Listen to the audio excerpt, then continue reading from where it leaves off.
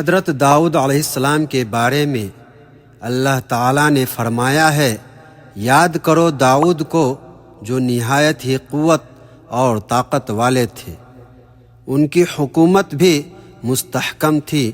اللہ تعالیٰ نے داؤد کو زمین پر خلیفہ بنایا تھا اور حکم دیا تھا کہ اگر لوگ آپ کے پاس کوئی معاملہ لے کر آئیں تو انصاف کے ساتھ فیصلہ کریں۔ ان کی سلطنت میں مظلوموں کو انصاف ملتا تھا، ظالموں کو سزا دی جاتی تھی۔ حضرت داؤد علیہ السلام رات اور دن عبادت میں مصروف رہتے تھے، اللہ کے ذکر سے کبھی غافل نہیں رہے۔ آپ علیہ السلام کی حکومت میں کوئی ننگا بھوکا نظر نہیں آتا تھا، غریبوں اور محتاجوں کا خاص خیال رکھتے تھے۔ جب آپ زبور کی تلاوت کرتے تو ان کی آواز میں دلکشی معلوم ہوتی۔ روایت کے مطابق اس تلاوت کی آواز سن کر پرندے جمع ہو جاتے تھے، یہ ان کا سب سے بڑا معجزہ تھا۔ کبھی کبھی آپ حضرت ابراہیم علیہ السلام، حضرت یعقوب علیہ السلام اور حضرت اسحاق علیہ السلام کے بارے میں سوچا کرتے تھے کہ اللہ نے ان کو کتنا بلند مرتبہ سے نوازا ہے۔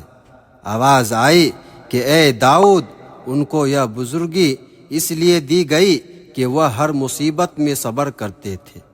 تو حضرت داؤد نے کہا کہ میں بھی مصیبت میں صبر کروں گا تاکہ اللہ کا محبوب بندہ کہلاؤں۔ اللہ تعالیٰ نے حضرت داؤد علیہ السلام کو یہ معجزہ عطا کیا تھا کہ جب لوہے کو پکڑتے وہ نرم ہو جاتا، اس سے آپ ذرہ تیار کرتے اور اسے بنا کر فروخت کرتے۔ شاہی خزانے سے پیسے لینے کی بجائے آپ اپنی محنت سے روزی کماتے تھے۔ حضرت داؤد علیہ السلام کی بنائی ہوئی زرہیں لوگ شوق سے خریدتے تھے اور دشمن پر فتح حاصل کرتے۔ آپ علیہ السلام چرند اور پرند کی بولی سمجھتے تھے۔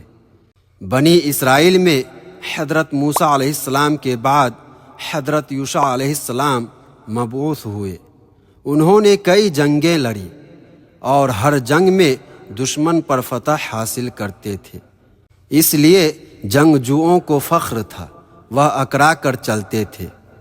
اسرائیلیوں کو اللہ کا حکم تھا کہ جب کسی شہر میں جنگ کے بعد داخل ہوں تو غرور نہ کریں، متکبر انسانوں کی طرح نہ بن جائیں، لیکن اسرائیلی اللہ کا حکم نہیں مانتے تھے اور بہت ہی مغرور ہو چکے تھے۔ اس نافرمانی پر اللہ نے ان پر عذاب نازل کیا۔ اس واقعہ کے بعد بنی اسرائیل میں بہت سے نبی مبعوث ہوئے، جن میں حضرت الیاس علیہ السلام اور حضرت یاسع علیہ السلام، یہ دو مشہور و معروف پیغمبر گزرے ہیں۔ اسرائیلیوں کو راہ ہدایت دکھاتے تھے، لیکن حضرت موسیٰ علیہ السلام کی وفات کے 400 سال تک ان میں کوئی بادشاہ نہیں تھا، نہ کوئی سردار تھا، اسی لیے طاقتور گروہ ان پر غالب آ جاتا تھا، جس کے نتیجے میں وہ بدحال اور کمزور ہو چکے تھے، مقابلے میں ہار جاتے تھے۔